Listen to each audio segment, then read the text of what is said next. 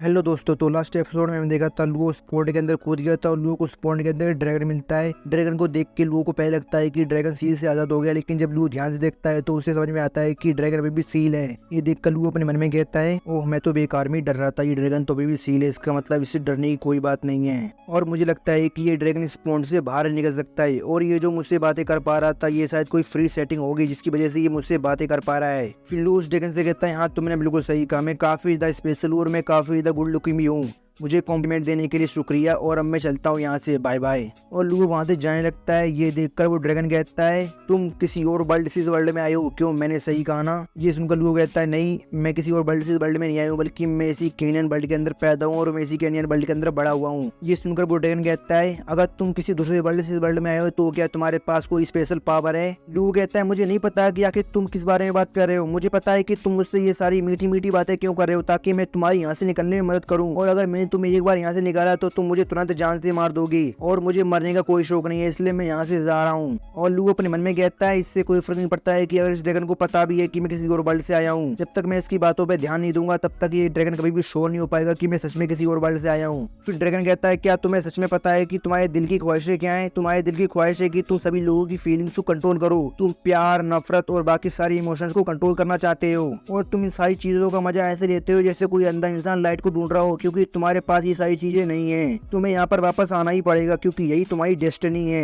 फिर लुओ उस पॉन्ड से बाहर जाता है और चिल्लाते हुए कहता है, भाड़ में जाओ तुम, मुझे तुम्हारी सो कॉल्ड डेस्टिनी पर बिल्कुल भी भरोसा नहीं है। और लुओ जैसे उस पॉन्ड से बाहर निकलता है, लुओ की उंगली नुकीले पत्थर से टकराती है, जिससे उसकी उंगली में कटा जाता है और उसकी उंगली से खून की बूंद नीचे गिर जाती है। ये देखकर लुओ अपने मन में कहता है, ये सही नहीं है, मुझे किसी की बातें सुनकर इतनी जल्दी गुस्सा नहीं होना चाहिए। वो ड्रैगन मेरे माइंड के साथ खेल रहा है, उसने मेरी मेंटेलिटी को काफी ज्यादा इफेक्ट किया है, जैसा कि मुझे एक लेवल 5 के कैरेक्टर से एक्सपेक्टेड था। फिर लुओ वहाँ से जाते हुए कहता है, सबसे अच्छा ये रहेगा कि मैं जाकर उन बदरों से अपना बदला लूं और अपनी मंकी वाइन को लेकर जल्दी से जल्दी यहाँ से निकल जाऊं। और हमें दिखाया जाता है लुओ की उंगली से जो खून की बूंद गिरी होती है वो उस पॉन्ड के अंदर चली जाती है। फिर हमें चुयांग ब्लेचू दिखाया जाता है। लुओ अपने घर पे वापस आ जाता है और अपने बेड पर लेटकर कहता है, उन बंदरों के साथ डील करना काफी ज्यादा मुश्किल था, शायद ऐसा इसलिए क्योंकि मेरा लेवल काफी ज्यादा लो है, मुझे प्रैक्टिस करके जल्दी से जल्दी अपनी पावर को बढ़ाना होगा, जिससे कि अगली बार मैं ऐसी प्रॉब्लम से आसानी से डील कर सकूं। फिर लुओ अपनी ट्रेनिंग करने के लिए बैठ जाता है और अपने एक्सपीरियंस स्कूल को एक्टिवेट करता है। लुओ अभी अपनी ट्रेनिंग कर रहा होता है कि बाहर से कोई लुओ का नाम लेता है, अपना नाम सुनकर लुओ हैरान हो जाता है। फिर हमें दिखाया जाता है वो यानिन होती है जो लुओ का नाम ले रही होती है, वो खिड़की से अंदर आने की कोशिश कर रही होती है। यानिन को देखकर लुओ अपने मन में कहता है, ओ ये तो यानिन है, मैं तो डर गया था कि पता नहीं इतनी रात को मेरे घर पे कौन आ गया जो मेरा नाम ले रहा है। और यानिन जैसे खिड़की से अंदर आने की कोशिश करती है वो बीच में अटक जाती है और रोते हुए कहती है, ब्रदर जी मैं फंस गई हूँ, प्लीज मेरी मदद करिए। ये देखकर लुओ यानिन के पास जाती हुई कहता है, यानिन ये तुम क्या कर रही हो, तुम्हें खिड़की से आने की क्या जरूरत थी, तुम मेन डोर से भी तो आ सकती थी, और किसी ने तुम्हें खिड़की से आते हुए देख लिया तो वो तुम्हारे बारे में गलत सोचेगा कि तुम कोई गलत काम करने के लिए जा रही हो। ये सुनकर यानिन कहती है, लेकिन ब्रदर जी आप भी तो मेरे रूम के अंदर खिड़की से ही आते हैं, इसलिए मैं भी आपके रूम के अंदर खिड़की से ही आना चाहती थी। ये सुनकर लुओ शर्माती हुए कहता है, यानिन तुम जैसा सोच रही हो वैसा बिल्कुल भी नहीं है, खैर छोड़ो इस बारे में, ये इंपॉर्टेंट नहीं है,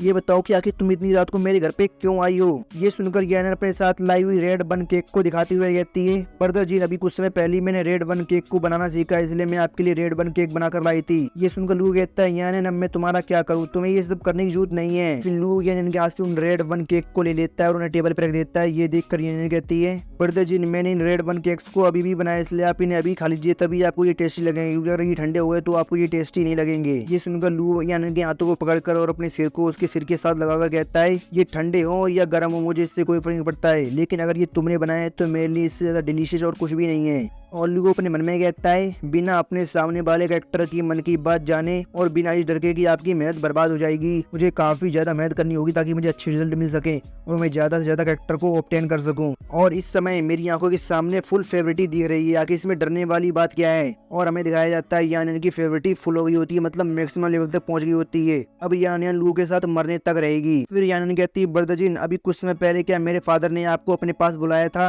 ये सुनकर लुओ अपने मन में कहता है, अगर मैंने यानिन को सच बता दिया कि मैंने विलेज हेड के साथ क्या बात की है तो यानिन काफी ज्यादा घबरा जाएगी। ये सोचने के बाद लुओ कहता है, हाँ तुम्हारे फादर ने अभी कुछ समय पहले मुझे बुलाया था। ये सुनकर यानिन कहती है, क्या सच में मेरे फादर ने आपको कुछ समय पहले बुलाया था? आखिर मेरे फादर ने आपसे क्या कहा? ये सुनकर लुओ कहता है, मस्ट गो को हमारे रिश्ते के बारे में पता चल गया, इसीलिए उन्होंने मुझे अपने पास बुलाया था और मैंने सोचा नहीं था कि मास्टर वो इतने ज्यादा अच्छे होंगे, वो हमारे रिश्ते को सपोर्ट कर रहे थे। ये सुनकर यानन कहती है तो इसका मतलब है कि ब्रदर जीन अब हम शादी कर सकते हैं। ये सुनकर लू पहले तो हैरान हो जाता है, फिर हंसते हुए अपने मन में कहता है ये पागल लड़की, इसको शादी करने की कितनी ज्यादा जल्दी है। फिर लू यानन से कहता है यानन रुको, मेरी बात सुनो, सबसे पहले मुझे मून वाटर क्लिनिक के साथ अपने बिजनेस को सेटल करना है, उसके बाद ही मैं कुछ और करूंगा। ये सुनकर यानन कहती है ठीक है ब्रदर जीन, मैं इंतजार करूंगी और आप बेस्ट हैं, मुझे पूरा यकीन है कि हम जल्दी शादी कर पाएंगे। और अब मुझे काफी ज्यादा नींद आ रही है। और यानन लू के छाती से चिपक कर ही सो जाती है। ये देखकर लू उसे अपनी गोद में उठा लेता है और अपने मन में कहता है अभी काफी ज्यादा रात हो गई है, अगर मैं यानन को उसके रूम में छोड़ने के लिए जाता भी हूँ तो मुझे नहीं लगता है किसी गार्ड की नजर मुझ पे पड़ेगी। मैं यानन को जल्दी से उसके रूम में छोड़कर उसके रूम से बाहर आ जाऊंगा। फिर लू फटाफट से यानन को उसके रूम में लेके आ जाता है और उसको उसके बेड पे लिटा देता है। यानन कहती है ब्रदर जीन क्या आप यहाँ से जा रहे हैं? ये सुनकर लू कहता है नहीं, जब तक तुम सो नहीं जाती हो तब तक मैं यहीं पे रुकूंगा, तब तक मैं यहाँ से कहीं नहीं जाने वाला। ये सुनकर यानन कहती है ठीक है ब्रदर जीन, जब तक मैं सो नहीं जाती हूँ तब तक आप कहीं जाइएगा। फिर लू यानन से कहता है यानन क्या तुम गो डॉट की ट्रेनिंग करना चाहती हो? ये सुनकर यानन हैरान हो जाती है। लू कहता है अभी कुछ समय पहले मैंने सभी के सामने कहा कि मैं तुम्हारा टीचर हूँ, इसीलिए इसे कवर अप करने के लिए मुझे तुम्हें कुछ तो सिखाना पड़ेगा, क्योंकि अगर मैंने तुम्हें कुछ नहीं सिखाया तो बाकी लोगों के पे शक हो जाएगा। तुम्हारे पास अभी बेसिक स्ट्रेंथ है गो डॉट की ट्रेनिंग करने के लिए, और मुझे पूरा यकीन है कि अगर हम साथ मिलकर काम करेंगे तो हम इसे इम्प्रूव कर देंगे। और अगर तुम सीखना चाहती हो तो मैं तुम्हें फायर मैजिक सिखा सकता हूँ, लेकिन तुम्हें सिखाने से पहले एक बार इस बारे में अच्छे से सोच लो। मैं नहीं चाहता हूँ कि तुम्हें बाद में इसके लिए रिग्रेट हो, क्योंकि एक बार मैंने ट्रेनिंग शुरू कर दी तो मैं रुकूंगा नहीं और ट्रेनिंग काफ़ी ज़्यादा मुश्किल होगी, इसलिए तुम्हें बाद में पछतावा ना हो, इसलिए पहले ही इस बारे में सोच लो। फिर शिप उत्तर में मून वाटर क्लिनिक को दिखाया जाता है। मून वाटर क्लिनिक की उस जगह को दिखाया जाता है जहाँ पे काफ़ी सारी नाव पार्क होती हैं। फिर हमें उस जगह के पास से घर को दिखाया जाता है। इस घर के अंदर एक लड़की होती है, उसका नाम होता है हुआंग। वो कहती है जिन मैं आ रही हूँ। फिर हमें चुयांग विलेज को दिखाया जाता है। लू यानन के रूम से बाहर आ जाता है और वो जैसे यानन के रूम से बाहर आता है उसके नीचे छत पे पड़ती है और उसे छत पे फू बैठी दिखाई देती है। फू को देखकर लू अपने मन में कहता है फू आखिर फू इतनी रात को यहाँ पे क्या कर रही है? तभी लू कुछ देख कर हैरान जाता है। फिर हमें दिखाया जाता है फू की फेवरेटिटी काफी ज्यादा इंक्रीज हो गई होती है, ऑलमोस्ट मैक्सिमम से बस थोड़ी कम रह गई होती है, और अब फू की फेवरेटिटी इतनी ज्यादा बढ़ गई होती है कि वो लू के साथ शादी भी कर सकती है। फू की फेवरेटिटी को देख कर लू अपने मन में कहता है ये क्या हुआ, फू की फेवरेटिटी इतनी ज्यादा इंक्रीज कैसे होगी? मैंने तो ऐसा कुछ भी नहीं किया जिससे फू की फेवरेटिटी इंक्रीज हो। तभी फू की नजर भी लू पे पड़ती है। फू लू को देखकर पहले तो हैरान जाती है, फिर शर्माने लगती है, क्योंकि ये फू की फेवरेटिटी काफी ज्यादा बढ़ गई है, इसलिए वो लू को देख के अब शर्माएगी। हाँ पहले भी शर्माती थी लेकिन इतना नहीं जितना अब शर्मा रही है। फिर फू खुद को शांत करती है और लू से कहती है जिन आखिर तुम इतनी रात को यहाँ पे क्या कर रहे हो? ये सुनकर लू कहता है हाँ मैं यहाँ पे क्या कर रहा हूँ। फिर लू अपनी जगह से गायब हो जाता है और फू के पास आ जाता है। ये देखकर फू हैरान हो जाती है। लू कहता है मैं यानन को उसके रूम में छोड़ने के लिए गया था और मैं भी यानन के रूम से ही आ रहा हूँ। ये सुनकर फू कहती है अच्छा ऐसी बात है क्या? और फू मन में सोची होती है मैं जिन से पूछना चाहती हूँ कि जिन यानन का टीचर है तो फिर आखिर वो उसके बेडरूम में क्या कर रहा था, लेकिन अगर मैं जिनसे इस बारे में पूछूंगी तो मुझसे कहेगी मैटर ऑफ फैसिलिटी है। फिर लू कहता है फू क्या तुम्हें अपने घर की याद आती है? ये सुनकर फू कहती है हाँ मुझे अपने घर की काफी ज्यादा याद आती है, मुझे अपने मॉम डैड की काफी ज्यादा चिंता होती है। मेरे पेरेंट्स की हेल्थ हमेशा खराब रहती है, इसलिए मुझे उनकी हेल्थ की हमेशा चिंता लगी रहती है। और मेरे पेरेंट्स नॉर्मल इंसान है, ना कि कोई मार्शल आर्टिस्ट, और वो काफी ज्यादा बोर है इसलिए वो ज्यादा कुछ कर भी नहीं सकते हैं। ये सुनकर लू कहता है लेकिन तुम्हें तो चुयांग ब्रेस से काफी अच्छा पैसा मिलता है, क्या उतना पैसा भी तुम्हारी फैमिली को सपोर्ट करने के लिए काफी नहीं है? आखिर बात क्या है? ये सुनकर फू कहती है हाँ तुमने बिल्कुल सही कहा, मुझे चुयांग ब्रेस से काफी अच्छा पैसा मिलता है, लेकिन मेरे पेरेंट्स मुझसे मदद लेना नहीं चाहते हैं। मेरे पेरेंट्स ने मुझे एक्सेप्ट करने से मना कर दिया था क्योंकि मैं मार्शल आर्ट की प्रैक्टिस करती थी और मुझे काफी सारे लोग जानते थे, इसीलिए मैंने अपनी फैमिली को छोड़ दिया और अपने फैमिली के सरनेम को भी छोड़ दिया और मैंने फू सरनेम रख लिया। हालांकि कुछ समय पहले मेरे मॉम डैड ने एक लड़के को जन्म दिया था और कुछ समय पहले मैं अपने मॉम डैड को बताए बिना अपने भाई से मिलने के लिए गई थी, और जब मैं अपने भाई से मिलने के लिए गई तो मैंने देखा कि मेरा भाई एक प्राइवेट स्कूल में काफी मेहनत से अपनी स्टडी कर रहा है। ये देखकर मुझे यकीन हो गया कि मेरा भाई फ्यूचर में काफी ज्यादा हाई स्टेटस हासिल करेगा। ये सुनकर लू कहता है तो इसका मतलब है कि तुम्हारे मॉम डैड तुम्हारे भाई से काफी ज्यादा खुश होंगे। ये सुनकर फू कहती है तुमने बिल्कुल सही कहा, मेरे पेरेंट्स मेरे भाई से काफी ज्यादा खुश हैं क्योंकि मेरा भाई वही कर रहा है जो मेरे पेरेंट्स चाहते हैं। अगर मेरे पेरेंट्स खुश हैं तो मैं भी खुश हूँ। फिर फू लू से कहती है लेकिन तुम्हारे बारे में क्या, तुम तो अपने बारे में कभी कभार ही कुछ बताते हो, तुम भी तो अपने बारे में कुछ बताओ। ये सुनकर लू कहता है मैं तुम्हें अपने बारे में क्या बताऊँ, मैं तो बस एक नॉर्मल सा इंसान हूँ, मेरे पास ना कोई स्किल है और ना मुझे मार्शल आर्ट आती है, मैं तो बस लोगों को अपनी बातों में फंसाता हूँ और लोग मेरी बातों पर भरोसा भी कर लेते हैं। तुम्हें क्या लगता है मैं हूं ना एक महान इंसान जो लोगों को काफी आसानी से अपनी बातों में फंसा लेता है? ये सुनकर फू कुछ भी नहीं कहती है। ये देखकर लू कहता है क्या हुआ, तुम मुझे ऐसे घूर के क्यों दिख रही हो, क्या तुम्हें मेरी बात में भरोसा नहीं है? मैं सच कह रहा हूँ और ये बात मैं केवल तुम्हें बताइए क्योंकि मैं तुम्हें अपना दोस्त मानता हूँ, तुम्हें मुझे भरोसा तो है ना फू? ये सुनकर फू कहती है हाँ हाँ मुझे तुम पे भरोसा है। और फू के पास कोई चॉइस भी नहीं है, उसे लू की बात में भरोसा करना ही पड़ेगा क्योंकि उसकी फेवरेटिटी काफी ज्यादा बढ़ गई है, इसलिए वो लू पे शक ही नहीं कर सकती है। फिर लुओ फू के साथ कुछ और फालतू की बकवास करता है जो किसी काम की नहीं। फिर हमें अगले दिन का सीन दिखाया जाता है, हमें उस बंदे को दिखाया जाता है जो इस कहानी का मेन कैरेक्टर है, जिसको लुओ ने 3 दिन का टाइम दिया था। फिर लुओ उस बंदे के पास जाता है, लुओ को देखकर वो बंदा हैरान हो जाता है। फिर लुओ कहता है, मैंने तुम्हें 3 दिन का टाइम दिया था, वो टाइम पूरा हो गया, क्या तुमने इस बारे में सोचा कि मून वाटर करने के लोग तुमसे चुयांग विलेज में जबरदस्ती शादी क्यों करवा रहे हैं? ये सुनकर वो बंदा कहता है, सच कहूँ तो मैंने इस बारे में बहुत सोचा, लेकिन मुझे कुछ भी समझ में नहीं आ रहा है कि वाटर मून ग्लेन के लोग मेरे साथ ऐसा क्यों कर रहे हैं। ये सुनकर लुओ कहता है, तुम्हारी ये समझ में भी नहीं आएगा क्योंकि तुम्हारे दिमाग से काफी ज्यादा ऊपर की बात है। असल में तुम्हारे साथ ये सब डीमन गढ़ के लोग कर रहे हैं। मून वाटर करने का तो इसमें कोई हाथ ही नहीं है, क्योंकि मून वाटर के अंदर पहले ही काफी सारे डीमन गढ़ के लोग छुप के रह रहे हैं और वही तुम्हारे साथ ये सब कर रहे हैं। डीमन गढ़ के लोग तुम्हें एक टूल की तरह इस्तेमाल कर रहे हैं अपना काम निकालने के लिए। ये सुनकर वो बंदा चिल्लाते हुए कहता है, क्या डीमन गढ़ के लोग मुझे एक टूल की तरह इस्तेमाल कर रहे हैं? ये सुनकर लोग कहते हैं, हाँ तुमने बिल्कुल सही सुना, डीमन गढ़ के लोग तुम्हें पपेट की तरह इस्तेमाल कर रहे हैं। पपेट के बारे में तो तुम जानती होगी, पपेट जिसे लोग अपनी मर्जी से अपने काम के लिए इस्तेमाल करते हैं और काम खत्म होने के बाद उस पपेट को फेंक देते हैं। और कुछ दिनों बाद डीमन गढ़ के लोग तुम्हारे पास आएंगे और वो तुम्हें तरह तरह के लालच देंगे, नई नई टेक्निक के और काफी सारी चीजों के, और इसके बदले में वो तुमसे कहेंगे तुम उनके डीमन गढ़ को ज्वाइन कर लो। लेकिन असल में वो जो टेक्निक तुम्हें सिखाएंगे वो मदर पॉइजन बग होंगे और तुम उस मदर पॉइजन बग के बच्चे होगे। मतलब अगर तुमने उन टेक्निक्स को सीख लिया तो तुम्हारे पास कोई भी चॉइस नहीं बचेगी उन लोगों की बात मानने के अलावा, क्योंकि अगर तुमने उनकी बात नहीं मानी तो वो उन टेक्निक की मदद से तुम्हें जान से मार देंगे। तब तुम्हारे पास कोई भी ऑप्शन नहीं होगा और तुम्हें उनकी बात माननी पड़ेगी।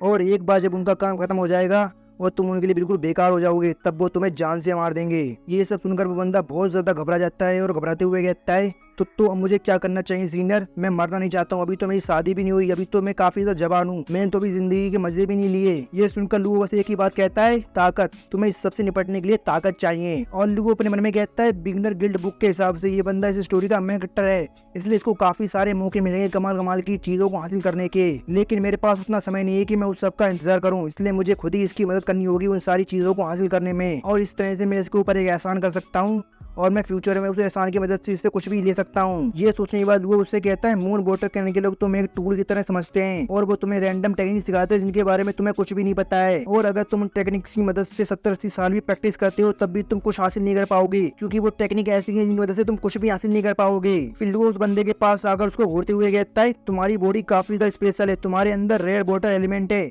और तुम्हारे पास तो म्यूटेड लाइटनिंग एलिमेंट भी है। फिर वो अपने पास से एक बुक निकालता है और उस बंदे से कहता है, तुम मेरे हाथ में ये बुक देख रहे हो, इसके अंदर एक कमाल की लाइटनिंग टेक्निक लिखी हुई है और इसके अंदर जो लाइटनिंग टेक्निक है वो फेमस लाइटनिंग क्रेन की सीक्रेट टेक्निक है। तो तुम समझ सकते हो कि कितनी ज्यादा पावरफुल लाइटनिंग टेक्निक होगी और ये लाइटनिंग टेक्निक तुम्हारी बॉडी के लिए पूरी तरह से सुटेबल है और इसे सीखना भी काफी ज्यादा आसान है। अगर तुम किसी भी तरह से सुटेबल लाइटनिंग सोर्स को ढूंढ लेते हो अपनी बॉडी के लिए तो तुम उस सोर्स की मदद से इस बुक के अंदर लिखी हुई लाइटनिंग टेक्निक को बस 3 दिन के अंदर इसके बेस पर पहुंच जाओगे। ये सब सुनकर वो बंदा काफी ज्यादा खुश हो जाता है और खुशी से चिल्लाते हुए कहता है, क्या सच में सीनियर, ये मार्शल आर्ट टेक्निक इतनी ज्यादा पावरफुल है? ये सुनकर लुओ कहता है, हाँ तुमने बिल्कुल सही सुना, ये टेक्निक काफी ज्यादा पावरफुल है। नहीं, ये बहुत बहुत ज्यादा पावरफुल है। एक बार तुमने इस टेक्निक को पूरी तरह से सीख लिया तो तुम्हारी ब्रेन के अंदर इतनी खतरनाक डेडली लाइटनिंग एनर्जी आ जाएगी कि जिसकी मदद से तुम किसी भी बंदे को काफी आसानी से जान से मार सकते हो। लेकिन जैसा कि होता है जल्दी पावर पाने के कुछ नुकसान भी होते हैं, वैसे इस टेक्निक के भी थोड़े नुकसान हैं। अगर तुम इस टेक्निक का इस्तेमाल करके अपने एनिमी पे हमला करोगे तो अगर तुम अपने एनिमी को 1000 का डैमेज देते हो तो तुम्हें भी 800 का डैमेज झेलना पड़ेगा। इसीलिए तुम्हें इस टेक्निक का इस्तेमाल बहुत ध्यान से करना है और जरूरत ना हो तो इस टेक्निक का इस्तेमाल ना ही करना। वो बंदा उस टेक्निक की बुक को पकड़कर हंसते हुए कहता है, थैंक यू सीनियर, आपका बहुत बहुत शुक्रिया मुझे ये मार्शल आर्ट की टेक्निक देने के लिए। हालांकि सीनियर, मेरे पास आपको इसके बदले में देने के लिए कुछ भी नहीं है, लेकिन मैं आपसे वादा करता हूँ एक बार मैं इस टेक्निक को पूरी तरह से सीख लूँ तो मैं डीमन गढ़ के लोगों के साथ फाइट करूंगा और उन्हें खत्म कर दूंगा और उन्हें हराने के बाद मैं आपके पास वापस आऊंगा और आपके साथ रहकर आपकी सुरक्षा करूंगा और आपके एहसान को चुकाऊंगा। ये सुनकर लुओ कहता है, मुझे तुम्हारी बातें सुनकर काफी ज्यादा अच्छा लगा और मैं तुम्हारी सोच की काफी ज्यादा तारीफ करता हूँ, लेकिन सबसे ज्यादा इम्पोर्टेंट है कि तुम अपनी किस्मत को ट्राई करो। तुम्हें युआन माउंटेन पे जाना चाहिए, साउथ के बेस्ट डायरेक्शन में युआन माउंटेन स्थित है। तुम्हें 2 दिन के अंदर युआन माउंटेन पे जाना होगा। अगर तुम 2 दिन के अंदर युआन माउंटेन पे जाते हो तो तुम्हारे पास ये मौका हो अपनी लाइफ को चेंज करने का। और लुओ उसे युआन माउंटेन पे इसलिए भेज रहा होता है क्योंकि लुओ को तो पूरी स्टोरी के बारे में पहले से ही पता है, क्योंकि ये मेन कैरेक्टर है तो लुओ को पता है कि इसको कहाँ पे कमाल कमाल के ट्रेजर मिलेंगे, इसलिए लुओ उसे युआन माउंटेन पे भेज रहा है। युआन माउंटेन का नाम सुनकर वो बंदा कहता है, लेकिन सीनियर, युआन माउंटेन तो काफी ज्यादा खतरनाक है। ये सुनकर लुओ कहता है, ये तुम्हारा अपना फैसला है कि तुम युआन माउंटेन पे जाना चाहते हो या नहीं। अगर तुम युआन माउंटेन पे जाते हो तुम्हारे पास मौका होगा अपनी लाइफ को चेंज करने का। अगर तुम चाहो तो मेरी एडवाइस माने की युआन माउंटेन पे जा सकते हो, अगर तुम ना जाना चाहो तो मत जाओ। ये सुनकर वो बंदा सोचते हुए कहता है, अपनी लाइफ को चेंज करने का मौका। फिर वो काफी ज्यादा जोश में आकर चिल्लाते हुए कहता है, सीनियर मैं समझ गया, आपने मुझसे जैसा कहा मैं बिल्कुल वैसा ही करूंगा, मैं यूएन माउंटेन पे जरूर जाऊंगा। ये सुनकर लू कहता है अच्छी बात है, और लू अपने मन में कहता है अच्छी बात तो ये है कि इस बंदे को मेरी बात आसानी से समझ में आ गई, वरना तो मेरा दिमाग खराब हो जाता। असल में मैं इस बंदे को यूएन माउंटेन पे इसलिए भेजा क्योंकि यूएन माउंटेन पे एक लाइटनिंग पूल है और ये बंदा एक लाइटनिंग टेक्निक की प्रैक्टिस करने वाला है, इसलिए इसके लिए सबसे अच्छा रहेगा कि ये लाइटनिंग पूल में जाकर अपनी टेक्निक की प्रैक्टिस करे, क्योंकि अगर ये लाइटनिंग पूल में जाकर अपनी टेक्निक की प्रैक्टिस करेगा तो ये काफी सारी लाइटनिंग स्ट्राइक्स को अपनी तरफ प्रोटेक्ट करेगा और ये उन लाइटनिंग स्ट्राइक की मदद से काफी आसानी से अपनी लाइटनिंग टेक्निक को प्रैक्टिस कर पाएगा और ये काफी जल्दी लाइटनिंग टेक्निक के बेस को बिल्ड कर लेगा। फिर सीनशिफ्ट होता है और हमें लोगों को दिखाया जाता है जो अपने घर के बाहर काफी ज्यादा परेशान बैठा होता है और अपने मन में सोच रहा होता है मुझे उन डीमन कल्ट्स के हायर अप्स की काफी ज्यादा चिंता हो रही है, पता नहीं वो यहाँ पर आकर क्या बवाल मचाएंगे। फिर वो चिल्लाती हुई कहता है मैं जो कर सकता था मैंने वो सब किया, अब बाकी सब जो होगा वो भगवान पे निर्भर है, अगर अब कुछ भी बुरा होता है तो भगवान की गलती होगी, मेरी नहीं। फिर अचानक से लोगों को कुछ याद आता है और वो अपने मन में कहता है ओ हाँ अभी मुझे याद आया, एक और बंदा है जिसका मैं अभी इस्तेमाल कर सकता हूँ। फिर लू हमें उस बंदे के बारे में बताता है चुयांग विलेज के हेड का एक एल्डर सन भी है जो कि यानियन का बड़ा भाई है। हालांकि वो बंदा चुयांग विलेज के हेड की नाजायज औलाद है और ये पार्ट एक सीक्रेट पार्ट है मेन स्टोरी का, जिसके बारे में ज्यादा लोगों को नहीं पता है। और जब चुयांग विलेज के अंदर सारे न्यूबीज खत्म हो जाएंगे तो चुयांग विलेज के अंदर आग लगेगी जिसके अंदर काफी सारे लोग मारे जाएंगे और इसके अंदर गो फैमिली के भी काफी सारे लोग मारे जाएंगे और गो फैमिली के बाद कुछ ही लोग जिंदा बच पाएंगे और शुभ शिगेटे भी उसी आग के साथ चुयांग विलेज के अंदर दफन हो जाएगा हमेशा के लिए। और जब वो बंदा यानी चुयांग विलेज की हेड का बड़ा बेटा अपने आप को सिर्फ ट्रेन करके जवान होकर चुयांग विलेज में वापस आएगा तो उसी के हाथ शुभ शिगेट लगेगा और वो शुभ शिगेट की मदद से काफी कुछ हासिल कर लेगा। लू कहता है ये काफी ज्यादा दुख की बात थी, वो बंदा काफी ज्यादा ढीठ था, उसने मुझे अपनी फेवरेटी को बढ़ाने नहीं दिया, वरना ये स्टोरी मेरे लिए काफी ज्यादा आसान होती। फिर लू उस बंदे के बारे में आगे बताता है और गेम के अंत में यही बंदा इस गेम का सबसे बड़ा बॉस निकलता है। ये बंदा किसी डीमन की तरह था जो काफी ज्यादा खतरनाक है। फिर लू कहता है हो ना हो इस बंदे का जरूर कोई ना कोई लेना उस 8 हाथ वाले डीमन से होगा जिसकी डीमन कल्ट के लोग पूजा करते हैं। चाहे जो भी हो बिना खतरे कुछ भी हासिल नहीं होता, इसलिए मुझे थोड़ा बहुत तो खतरा उठाना ही पड़ेगा ताकि मैं कुछ अच्छा हासिल कर सकूं। फिर सीनशिफ्ट होता है और हमें एक ऐसी जगह दिखाया जाता है जहाँ पर काफी सारे कोठे होते हैं, मतलब वहाँ पर ऐसा वैसा काम होता है। लुओ भी उसी जगह पे आ जाता है और उस जगह को देखते हुए अपने मन में सोच रहा होता है। जहाँ तक मुझे याद है चुयांग विलेज के हेड अपने बड़े बेटे को अपने साथ लेकर नहीं जाते हैं और वो उसे यहीं पे छोड़ देते हैं और वो बंदा अपनी माँ के साथ रहता है और उसकी माँ एक प्रोस्टिट्यूट है। लुओ भी उस जगह पे घूम ही रहा होता है कि उसने एक लड़की पे पड़ती है। उस लड़की को देख कर लुओ अपने मन में कहता है एक मिनट रुको, ये लड़की तो हुआंग है और ये वही लड़की होती है जो मून वाटर क्लैन के अंदर दिखाई गई थी। तभी उस लड़की की नजर भी लुओ पे पड़ती है, देख कर लुओ घबरा जाता है और अपने मन में कहता है अरे यार ये लड़की तो लेवल 78 की है, उसका डीमन कल्ट के अंदर भी काफी ज्यादा हाई स्टेटस है, कहीं से पता तो नहीं चलेगा कि ये अपनी पावर का इस्तेमाल करने के बाद भी मैं इसे देख पा रहा हूँ। ये सड़क के बीच में अंधाधुंध चलते जा रही है लेकिन फिर भी इस पर कोई ध्यान नहीं दे रहा है, कोई भी इसकी तरफ देख नहीं रहा है। शायद इसने अपने ऊपर किसी इनविजिबल टेक्निक का इस्तेमाल किया जिसकी वजह से इसे कोई भी देख नहीं पा रहा है। जो भी हो अगर इसे पता चल गया कि मैं इसे देख पा रहा हूँ तो कहीं से ऐसा ना लगे कि मेरी आंखें जुगनू की तरह जो अंधेरे में भी देख पा रही हैं और मैं इसका टेंशन बिल्कुल भी अट्रैक्ट नहीं करना चाहता हूँ। अरे यार चाहे जो भी हो ये मेरी जिंदगी और मौत का सवाल है, इसलिए मुझे कुछ ना कुछ तो करना होगा। फिर लू अपने पास से उसी मिरर जेड को निकालता है जो उसे सिस्टम की तरफ से रिवॉर्ड में मिला होता है। लू उस मिरर जेड का इस्तेमाल करके एक इल्यूजन को बनाता है, इसकी मदद से उसका पूरा अपीयरेंस चेंज हो जाता है। फिर लू उस लड़की को देखते हुए अपने मन में कहता है क्या इस लड़की को बेवकूफ बनाने के लिए इतना भी काफी नहीं है। फिर लू चिल्लाती हुई कहता है सिस्टम मुझे इस लड़की की कैरेक्टर प्रोफाइल को दिखाओ। फिर लू के सामने हुआंग की कैरेक्टर प्रोफाइल आ जाती है। हुआंग 5 स्टार की कैरेक्टर होती है और वो काफी ज्यादा पावरफुल होती है, मतलब वो गोल्ड लेवल पे होती है जो लुओ को काफी आसानी से जान से मार सकती है। फिर लू चिल्लाती हुई कहता है सिस्टम मुझे जल्दी से हुआंग का कैरेक्टर कार्ड ऑब्टेन करना है और लू इस पे क्लिक करता है जिससे वो हुआंग के कैरेक्टर कार्ड को ऑब्टेन कर लेता है और हुआंग के कैरेक्टर कार्ड को ऑब्टेन करने की वजह से लुओ की पावर और एबिलिटीज काफी ज्यादा बढ़ गई होती हैं और लुओ नानसिंग सोल स्टेज पे पहुंच गया होता है और उसका अपीयरेंस पूरी तरह से बदल गया होता है और उसके पकड़े जाने के चांसेस 0% होते हैं, मतलब वो पूरी तरह से सेफ है। अब फिर लुओ अपने मन में कहता है आखिरकार मैंने सफलतापूर्वक अपने आप को ट्रांसफॉर्म कर लिया, अब बस मुझे बहाना मार के यहाँ से जल्दी निकलना है जिससे कि मैं इस लड़की से बच सकूं। फिर लुओ वहां के पास जाता है और वहां के पास जाकर कहता है मेरी प्यारी दोस्त क्या तुम्हें याद है कि मैं कौन हूँ? मैं जियांग हूँ, मेरा निकनेम जेड फेस है। अब तुम्हें याद आ गया होगा कि मैं कौन हूँ, कहीं तुम मुझे भूल तो नहीं गई। और लुओ अपने मन में कहता है मैं इसके सामने ऐसा बिहेव करूंगा जैसे कि मैं काफी ज्यादा बुरा लड़का हूँ जो हर लड़की के ऊपर लाइन मारता है जिससे कि मुझे छोड़कर अकेला चली जाए और जिससे मेरी जान बच जाए। लेकिन लुओ की बात सुनकर हुआंग कुछ नहीं कहती है, बस मुस्कुराती है। ये देख कर लुओ कहता है आखिर तुम हंस क्यों रही हो? क्या तुम मुझे काफी ज्यादा नीच नजरों से देख रही हो? मैं तुम्हें बता दूं मैं जियांग कंट्री के अंदर काफी ज्यादा फेमस हूँ, मैंने 100 से भी ज्यादा लोगों को मार के इसी कंट्री के अंदर गाड़ा है। अगर तुमने दोबारा मेरे सामने हंसने की कोशिश की तो मैं तुम्हें भी यहीं गाड़ दूंगा। क्या तुमने मून गोटा क्लैन के बारे में सुना है? हाँ वही गोट टायर का क्लैन, वो भी मुझसे डरता है, उसकी बराबरी मुझसे नहीं की जा सकती है। यहाँ तक कि मून रिफ्लेक्शन भी मुझे ही बिलोंग करता है। ये सुनकर हुआंग कहती है क्या मून रिफ्लेक्शन तुम्हें बिलोंग करता है? ये सुनकर लुओ अपने मन में कहता है अरे नहीं ये गलत है, इसका रिएक्शन भी ऐसा नहीं जैसा मैंने सोचा था। क्या मैंने कोई गलती कर दी है और पता नहीं क्यों मुझे ऐसी फीलिंग आ रही है जैसे मैं एक बहुत बड़े खतरे में फंस गया हूँ। और वहाँ लुओ को काफी अजीब तरीके से घूर के देखती है, देख कर लुओ काफी ज्यादा घबरा जाता है। और इसी के साथ ये एपिसोड खत्म होता है। वीडियो देखने के लिए थैंक यू, और अब मिलते हैं किसी और वीडियो में, तब तक के लिए बाय बाय।